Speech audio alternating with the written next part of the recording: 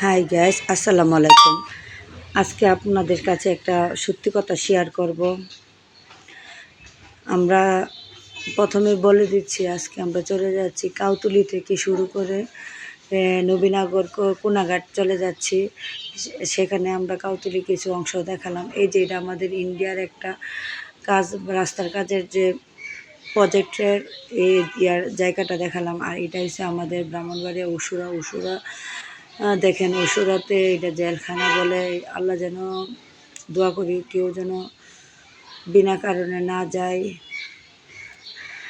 এটা হচ্ছে উসুরার একটা অংশ আপনাদের কাছে শেয়ার করলাম। আর এখন চলে যাচ্ছে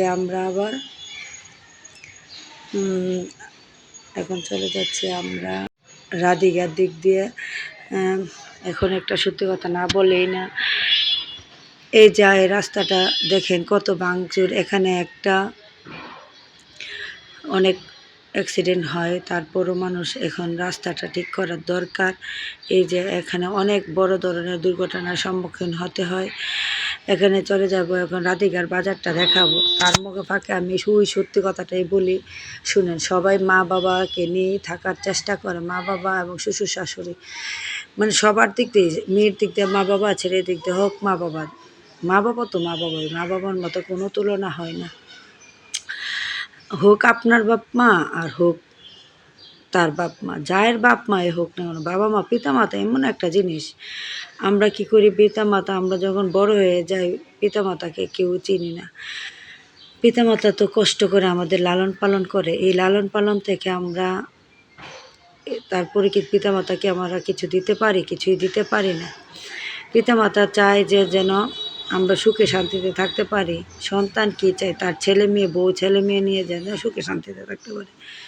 ছেলে চায়, এই কথাটা চিন্তা করে না যে আমাকে ছাড়া আমার পিতা মাতা কীভাবে থাকবে, পিতা মাতা কীভাবে থাকবে। আর এই ছেলের আর এই বড় করতে গিয়ে বাবা শেষ সম্বলটুকু অনেক সময় দিয়ে দেয়। ছেলেরা ধরেন ইনকাম করে সে নিজের জন্য করে। তোর নিজের জন্য কর, তোর পিতামাতার জন্য কর না করছে কে? তারপরও তো সন্তান এমন একটা জিনিস যেন পিতামাতাকে সব সময় সাহায্য সহযোগিতা করে। একটা কথা চিন্তা করলে দেখেন যে পিতামাতা আমাদের সন্তানদের যদি চারটা সন্তান লালিত পালিত করতে পারে, 4-5টা, আমরা সন্তান হয়ে 2টা পিতামাতারে লালিত পালিত করতে পারি না। এটা কি দুঃখের বিষয়। এটা এক ধরনের, ধরেন বলা অনেকের কাছে মনে খারাপ লাগতে পারে, এটা এক ধরনের বউরারও দোষ হয়, আবার ছেলেদেরও দোষ হয়।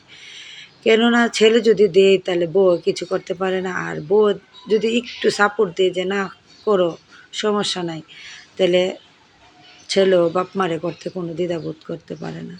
দুনো দিক আছে। আর ছেলে দিলে বউরা বসে থাকে না। দেখে এটা বাস্তব কথা, অনেকের কাছে খারাপ লাগতে পারে ভাইরে।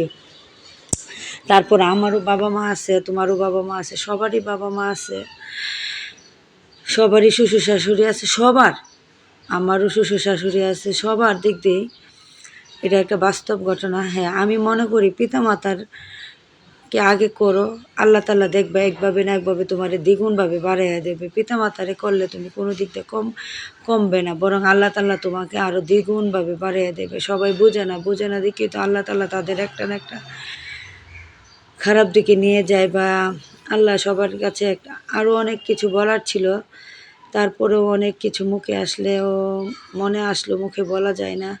আমি মনে করি পিতামাতার বদদুয়া না নিয়ে পিতামাতাকে যার যতটুকু সামর্থ্য অনুযায়ী করার চেষ্টা করবেন।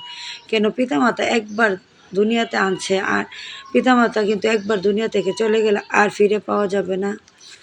আমি চেষ্টা করব যে পিতামাতা, শ্বশুর শাশুড়ি সবাইকে, তোমার যতটুকু সামর্থ্য অনুযায়ী সবাইকে করো। পিতামাতা, শ্বশুর শাশুড়ি সবাইকে, গুরুজনদের সম্মান করো। এতে আল্লাহ